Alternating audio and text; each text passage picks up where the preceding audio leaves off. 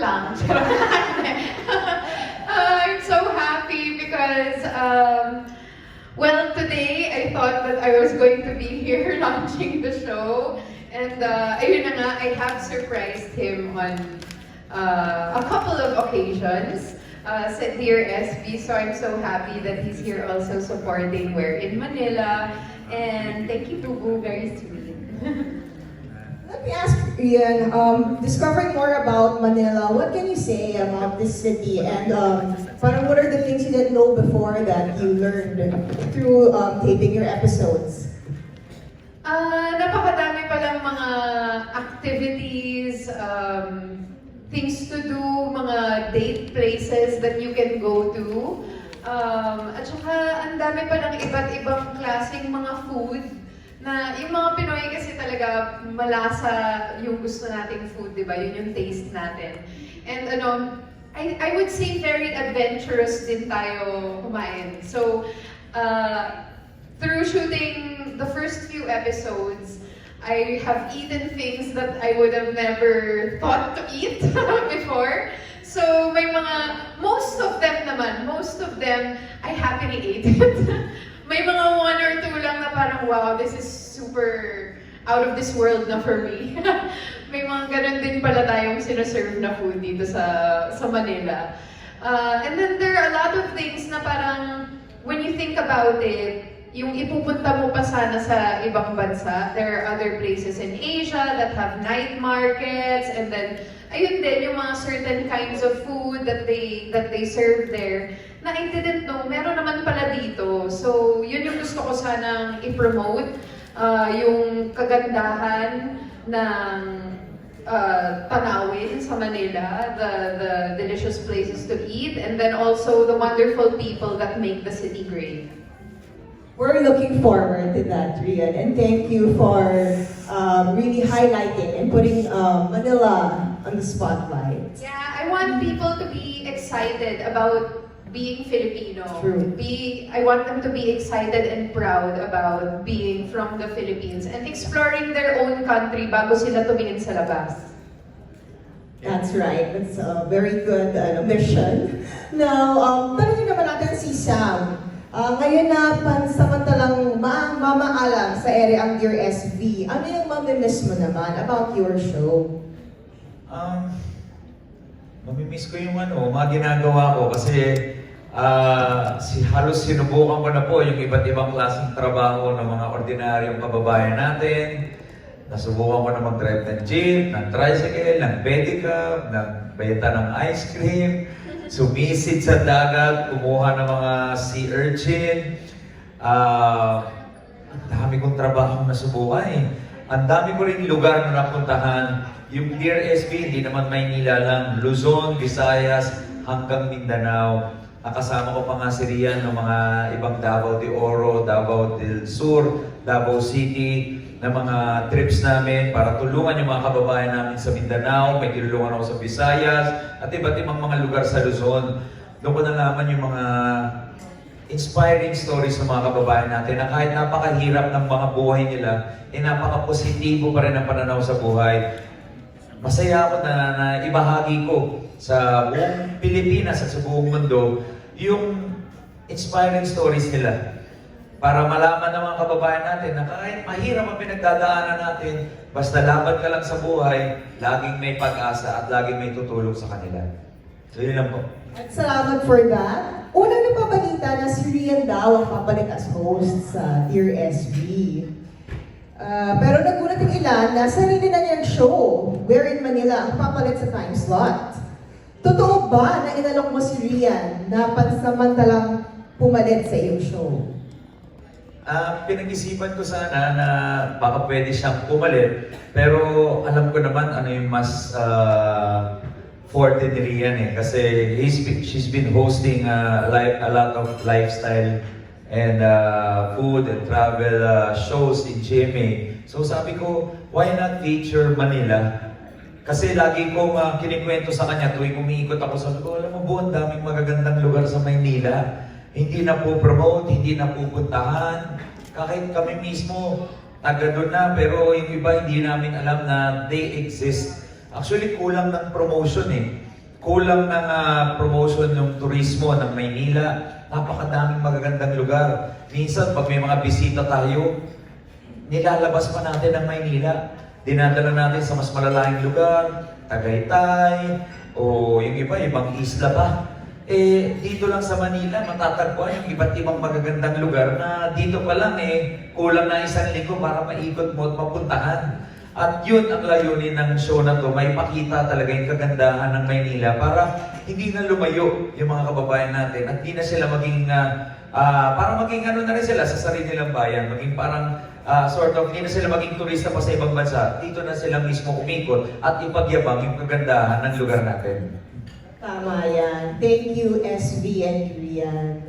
Thank you so much for your new show. And before we proceed to our press con proper, kung saan kayo naman ang makakapagtanong ng questions niyo, okay, Rian and SV, I would just like to remind everyone to use our official hashtags in your social media posts. These are hashtag Where in Manila and hashtag Winford Manila. And of course, we would also like to thank our sponsors that made this event possible.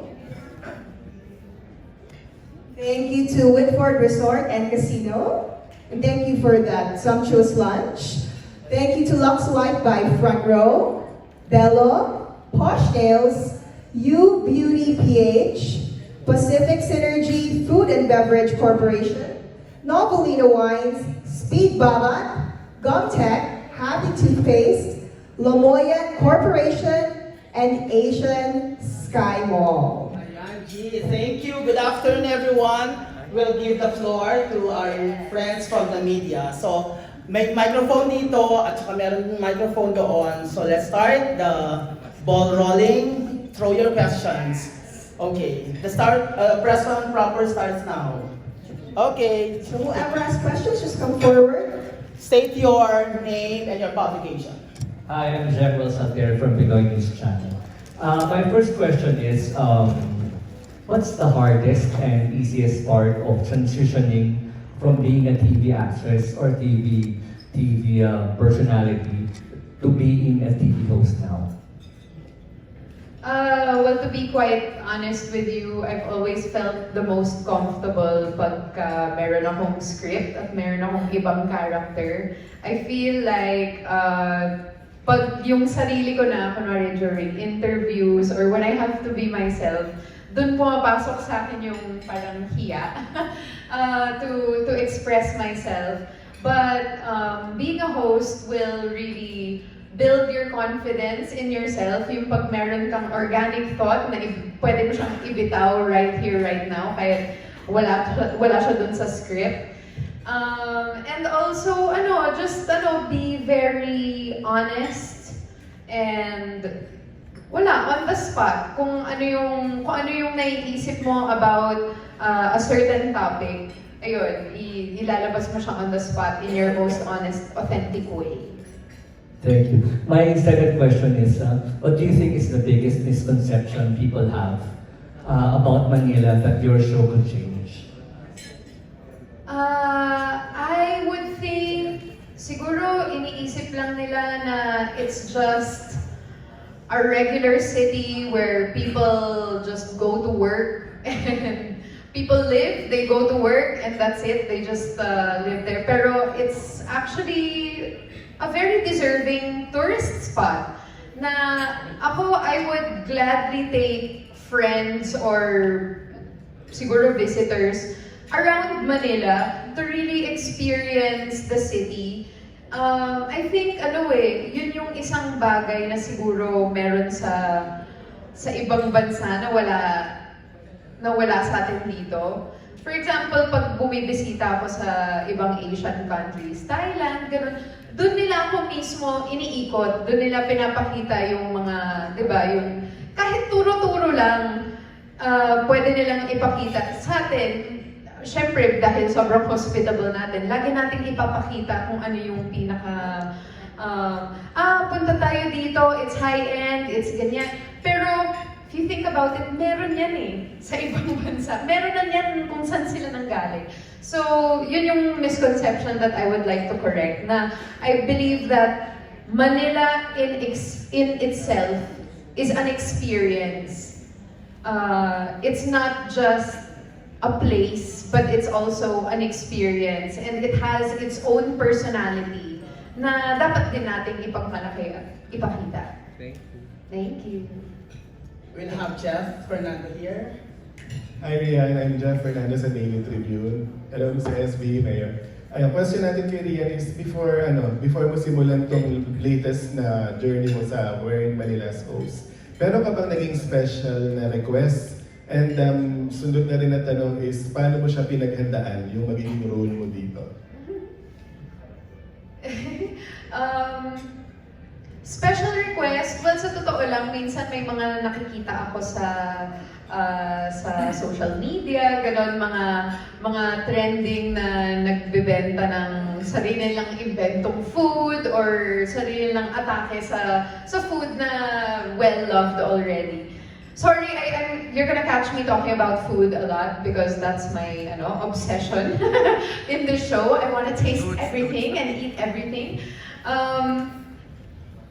So there's that. May yung mga nakikita ko na trending sa social media, gusto kong puntahan. And then honestly, kung saan nanggaling talaga yung concept ng show na to is sa mga kwento ni SB sa akin pag may napuntahan na naman siyang lugar na parang, may ganyan, may ipapadala siya sa akin na video or picture, or minsan uuwian niya ako ng pagkain from that place. And then, ayun, parang I just wish na it was me out there exploring kasi ang dami mga unknown pa na places that I can discover. And then how I prepared for it? Well, actually, I've had naman several shows na lifestyle. And ayun nga, I think the best way I can prepare to host a show like this is just to be spontaneous, authentic, and honest. I believe that naturally my face is like an emoji na hindi ko minsan natatago ang aking nararamdaman, nakikita siya kagad sa aking mukha. And that's part of what will help me share these experiences with the audience. Na parang, when they see my face, parang sila na din yung naka-experience. Okay, another question from Marley of DZRH. Magandang hapon. Umaga. Umaga pa ba? Gabi. Hapon na. Gabi. Madaling araw. Dito muna kay sa pinakamamahal kong mayor. At of course, next sa'yo, Rian. May mayor. Ayun, may mayor ko to eh. Question ko lang, ito bang Wearing in Maynila ay may kinalaman dito sa pagtakbo mo bilang mayor ng Maynila? May kinalaman po ito sa pag-discover ko at sa pagmamahal ko po sa Maynila. Dahil sa kakaikot ko ngayon, doon ko nakita na napakadami pang magagandang lugar sa Maynila. Na ako mismo, kakadiscover ko lang. Sabi ko, sana mas makita ito ng mga kababayan natin. Hindi lang ng mga kababayan natin sa Luzon, pero buong Pilipinas. Para pag pumunta sila sa Maynila, may mga pupuntahan sila. This is also a way to promote the city, to promote its tourism, and also to help the local industry. Alam niyo po, ako isang negosyante, isa rin ako vendor, at gusto kong tulungan yung mga kapwa kong negosyante na nag-uumpisa. Ang daming maliliit na negosyante nag-uumpisa ng kanilang mga negosyo, mga kainan, mga lugar kung saan sila kumikita. At gusto ko silang tulungan. At lagi ko naman sinasabi sa Maynila na tutulungan ko sila, tulungan ng mga sarili nila. So, with the help of this show, mapapakita natin hindi lang yung ganda ng Maynila, kundi yung resilience at kasipagan ng mga negosyante natin. And doon po, sa pamamagitan ng show na to, matulungan na rin yung kanilang mga negosyo. Ayun, alam ko, I hope na isa sa mga pupuntahan nyo ay ang Divisoria, particular ng Elcano at Padirada. Dahil hindi na yun yung Padirada, napakaganda nun. Ang dami mga pupuntas doon. Kay Rian na. Kay Rian, Madam, dito ba sa Wearing in Maynila, gano'n ka kahanda para suotin pa? Kasi maraming kalihon sa amin. Sa Maynila, sa Tondo particular. Maraming mga kalihon, yung mga maliliit na lugar. na kung saan matatagpuan din yung mga masasarap na pagkain. Willing ka bang gawin ito para sa programa mo na We're in Maynila para ipakita sa buong mundo, sa buong na ang Maynila ay maganda, may matatagpuan masasarap na prutas at merong mga tourist spot. Gagawin ba ito? Yes, kung saan kami makakahanap ng masarap na pagkain, a bit of adventure, magandang tanawin, pupuntahan namin lahat talaga yan. Ang dami ko nang nakita at nakilala na mga small business owners na dapat talagang bigyan ng pansin yung pinopromote nilang parts of Manila. I believe that the people is really what makes the city so colorful. Yung mga original nilang ideas na ginagawa nilang negosyo, na ginagawa nilang produkto na pwede talagang ipagmalaki sa buong Pilipinas. Okay. Thank you po. Nag-raise si Miss Janice Navida of Bulgar. Hi Rian, congratulations on your new show and kay SB sa iyong pagtakbo, good luck. Ang question ko kasi kanina na-explain na ni SB kung bakit instead of choosing you na pumalan as host ng show, binigyan kanya ng chance na magkaroon ng bagong show. Pero gusto kong malaman, anong balak doon sa Dear SB after the elections? Babalik ba siya and ilang season lang yung itatakbo ng We're in Manila or itutuloy ito and we'll have another time slot? Anong mga plans? Sa ngayon po, ay magpapatuloy pa rin naman yung Dear SB, pero online. Hindi lang talaga ako pwede sa television dahil sa aking pagtakbo. Kaya si Rian po yung magpapatuloy. At titignan natin sa mga susunod na mga buwan kung ano yung mga kakalabasan. Kasi malapit na po yung eleksyon. At pag tayo ay pinalad po na manalo as mayor ng Manila, ay doon natin mapag-iisipan kung pwede natin magiging partner yung We're in Manila sa pagpopromote po ng aming lungsod. Dahil ako po ay magkakaroon na ng isang full-time job, baka hindi na ako makabalik dun sa Dear SB. Bagkus, pwede na kami makapagtulungan dito sa We're in Manila para mas lalong matulungan yung turismo ng Maynila at yun nga, yung mga maliliit at mga nagsisimula ng mga negosyante para ma-promote yung kanilang mga negosyo. Although may suggestion si Tito Lar na pagkatapos na ng pagkatapos ng election season, yung We're in Manila magiging somewhere in Manila. Ganda nun Tito Lar yan Uwiti. Ay, salamat ka na. Ganda. Somewhere. Ba't di natin naisip Pwede yun Pwede pa Wala mag-uwi. na lunch na. Pwede pang mag-uwi Hindi ba sinabi? Somewhere in Manila. Direct, yung mga production namin, may suggestion napakagandang idea. Napakawalit bakit kasi sinabi pa. After na. Pwede pa May oras pa Oo nga, no? Galing dito Lar, di ba naisip niyo? Anyway, second question ko. Kasi Rian nakilala ka as parang classy, social, di ba? Pero with this show, parang magiging pangmasa ka talaga. Tapos yung the kinds of food that you're going to eat, yung parang mga street food, di ba?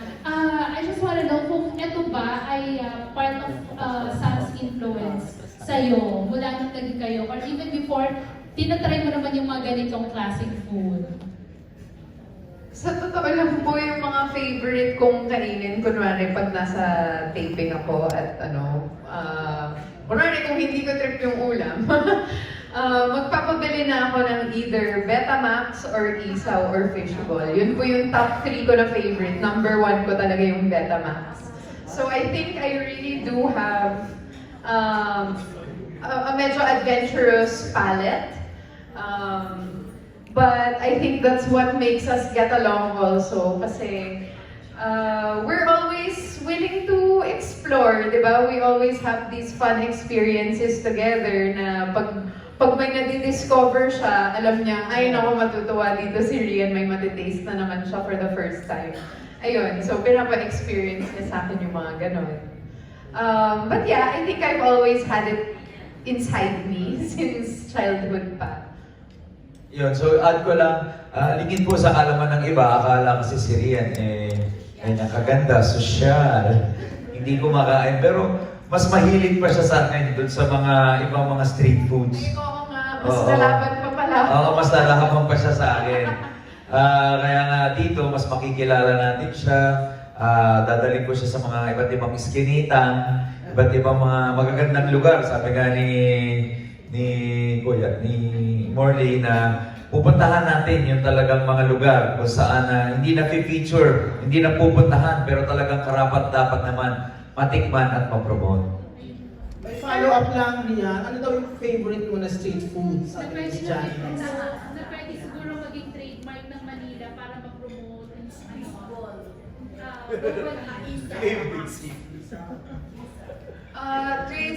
Trademark ng Manila. Well, ako, di ba meron pong siomay nila? Yung nanggaling kasi yun sa, ang Chinatown ay nasa Manila. So, you would expect na yung siomay, although we know it's Chinese food, di ba? Parang sobrang Philippine staple na siya eh.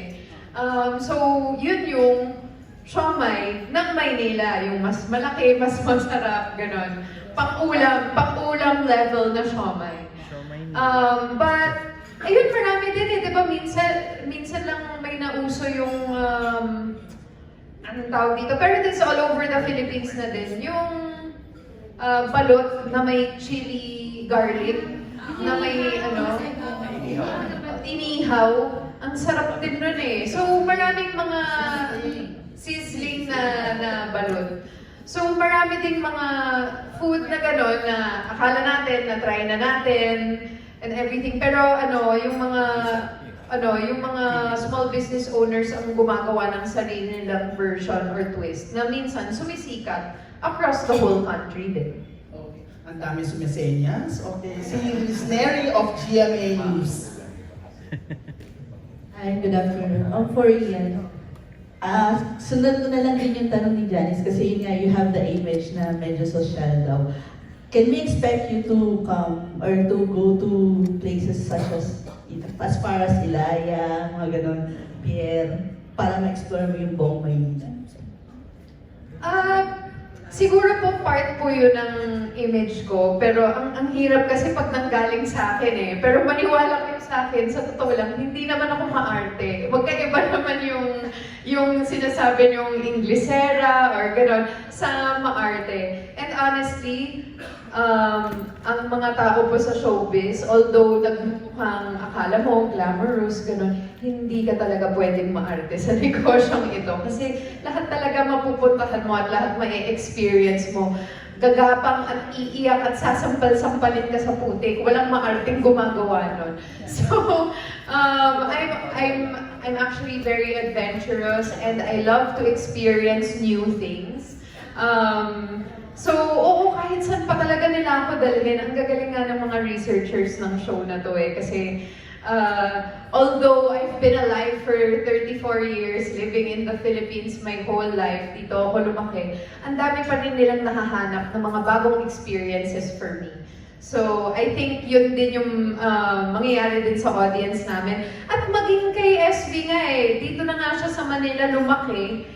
And yet, may mga first-time experiences din siyang nangyayari pa rin every day. So, yun yung gusto kong ma-feel din ng audience natin. Kahit dito sila nakatira, ay, di pa natin napuntahan yan, oh.